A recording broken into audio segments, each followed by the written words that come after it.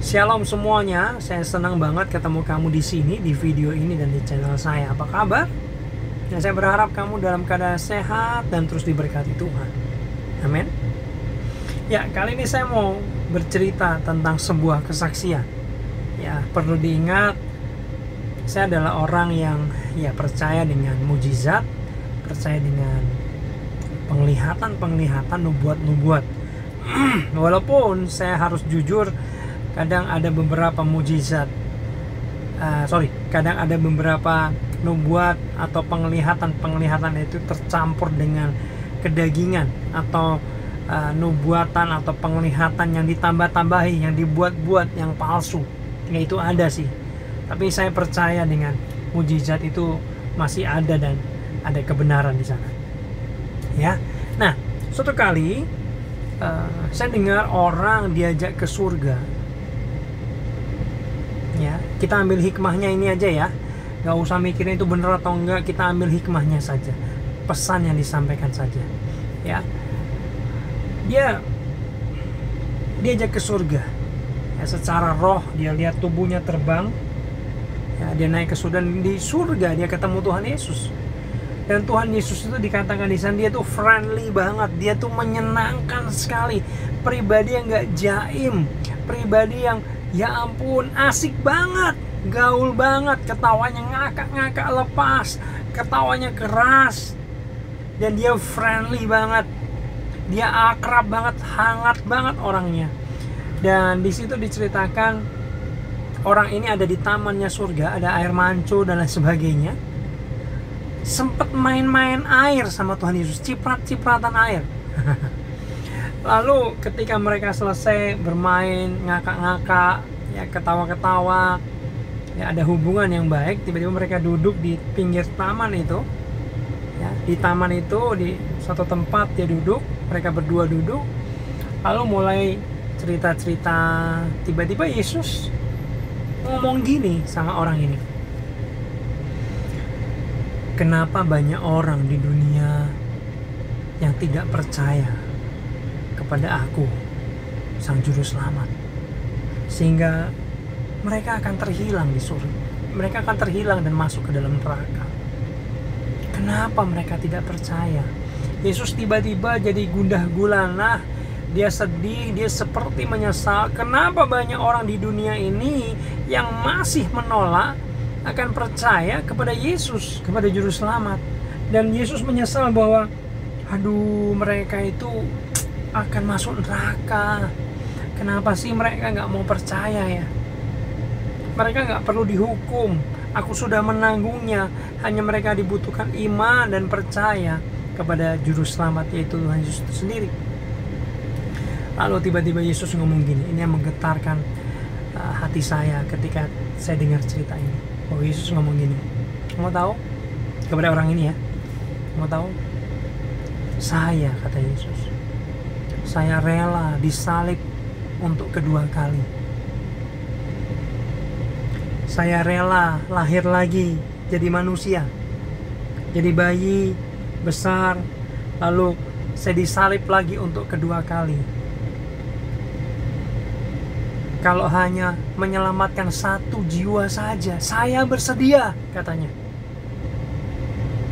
Untuk menyelamatkan satu jiwa, Yesus itu mau lahir jadi manusia lagi. Yesus itu mau menjelma jadi manusia, jadi bayi lagi, besar, lalu disalib untuk kedua kali. Yang menderita setengah mati itu, yang disalib, dipaku, dicambuk, diludahi, ditelanjangin, hanya untuk menyelamatkan satu jiwa. Yesus itu bersedia. Tapi dia bilang gini, Yesus bilang gini, tapi Bapa tidak berkenan. Ketika saya dengar kesaksian ini, saya mikir dengan keras, dan itu susah masuk dalam pikiran normal saya. Kok Tuhan Yesus mau ya disalib lagi? Padahal penderitaannya sangat mengerikan. Untuk menyelamatkan bukan jutaan orang, untuk satu orang aja, satu jiwa saja, Tuhan Yesus mau. Saya memikirkan betapa kasihnya Tuhan besar banget buat manusia.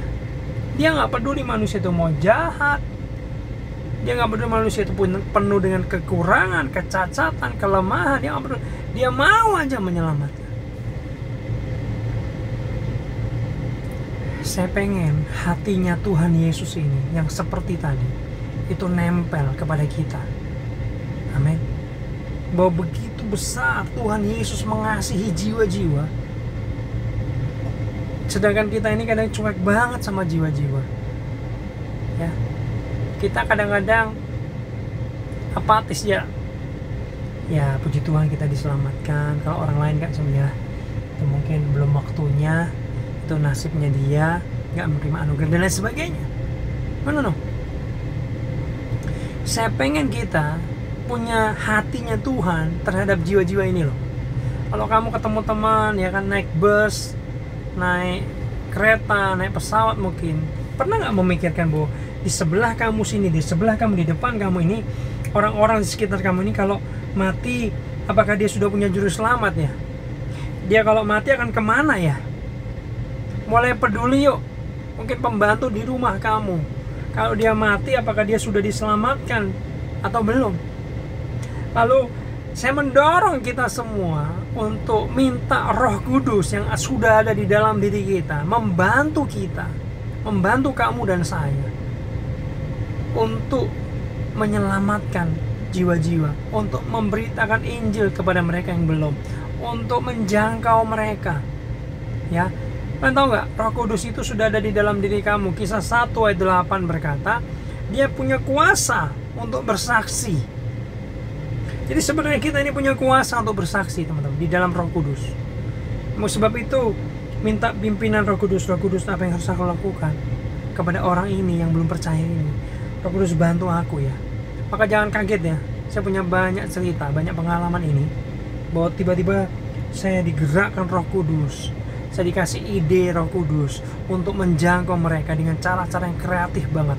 Dan tiba-tiba beberapa jiwa itu sudah saya selamatkan oleh bantuan kuasa penginjilan daripada Roh Kudus. Serius. Yuk, punya hati kepada jiwa-jiwa. Lalu minta Roh Kudus bantu kamu untuk bergerak, untuk menjangkau, untuk memberitakan Injil. Ya, ini bukan hebat-hebatan agama. Bila perlu, gak usah ngomong agama. Saya pernah bilang, satu juru selamat untuk semua agama. Kamu bisa cek videonya. Jadi saya bilang, apapun agamamu lah, kalau kamu percaya juru selamat, kamu bisa diselamatkan. Agama itu hanya buatan manusia. Ya, kalau agamanya bukan Kristen tapi dia percaya Yesus, ya kalau bisa dia jadi Kristen sih. Tapi kalau nggak bisa, ya udah dia percaya Yesus juru selamat aja, dia sudah diselamatkan. Amin. Saya pikir itu teman-teman, supaya ini bisa menjadi berkat. Yuk punya hatinya Tuhan, kasih yang besar kepada jiwa-jiwa, dan mulai bergerak memberitakan Injil oleh pertolongan pimpinan Roh Kudus. Yesus berkata.